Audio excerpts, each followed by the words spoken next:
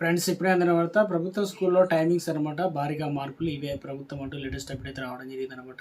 So ఆ వివరాలు ఏంటంటే కూడా వీడియోలో తెలుస్తున్నా. వీడియో చివరి వరకు చూడండి, అర్థమవుతుంది. మొదటిసారి ఛానల్ వస్తే తప్పకుండా సబ్స్క్రైబ్ చేసుకొని చూస్తున్నారు కానీ లైక్ చేయడం మర్చిపోతున్నారు. సో వెంటనే లైక్ చేయడం అయితే తెలంగాణ ప్రభుత్వం సంచలన నిర్ణయం. ఎందుకంటే ప్రభుత్వ ప్రీ ప్రైమరీ స్కూల్లో చిన్నారులకు ప్రస్తుతం అరపూట మాత్రమే క్లాసులు జరుగుతున్నాయి. అంటే 12 గంటల వరకు సమయం వరకు అయితే పిల్లలు ఉదయం బడిలో దింపి మళ్ళీ మధ్యాహ్నానికి ఇంటికి తీసుకురావడం అంటే ఉద్యోగులు పనులకు వెళ్ళే తల్లిదండ్రులు తీవ్ర ఇబ్బందిగా మారుతున్న నేపథ్యంలో ఇక ప్రైవేట్ స్కూళ్ళ తరహాలోనే ప్రభుత్వ ప్రైమరీ స్కూళ్లను సైతం సాయంత్రం 4 గంటల వరకు లేదా 5 గంటల వరకు నిర్వహించాలని చెప్పేసి విద్యాశాఖకు పెద్ద ఎత్తున విజ్ఞప్తులు డిమాండ్లు వస్తున్న నేపథ్యంలో ఇక తల్లిదండ్రుల డిమాండ్ల నేపథ్యంలో ఈ అంశం సాధ్యాన్ని లోతుగా అధ్యయనం చేసేందుకు కూడా విద్యాశాఖ ఉన్నత స్థాయి కమిటీని అయితే నియమించింది.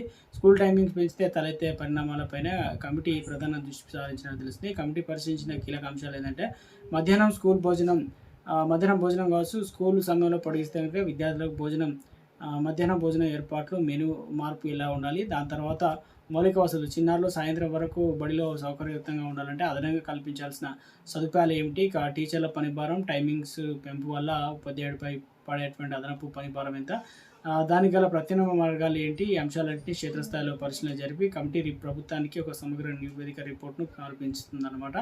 ఇక ఈ రిపోర్ట్ ఆధారంగా ప్రభుత్వ ప్రీ ప్రైమరీ స్కూల్లో టైమింగ్ మార్పులు అయితే విద్యాశాఖ తుది నిర్ణయం తీసుకున్నది. ఒకవేళ ఈ నిర్ణయం సాకారం అయితే ఎంతోమంది పేద మధ్యతరగతి వర్గాలకు చెందిన తల్లిదండ్రులకు భారీ ఊరట కలిగిస్తుందన్నమాట. సో యథావిధిగా ఇప్పుడు జరుగుతున్నటువంటి స్కూల్ టైమింగ్స్ ఎలా ఉన్నాయో మిగతా పిల్లలందరికీ సేమ్ అదే విధంగా అయితే ఉంటుంది, సాయంత్రం 4 గంటల వరకు. సో ఇక ఒక అప్డేట్ అయితే రావడం జరిగిందండి. మొత్తానికి అయితే మార్పు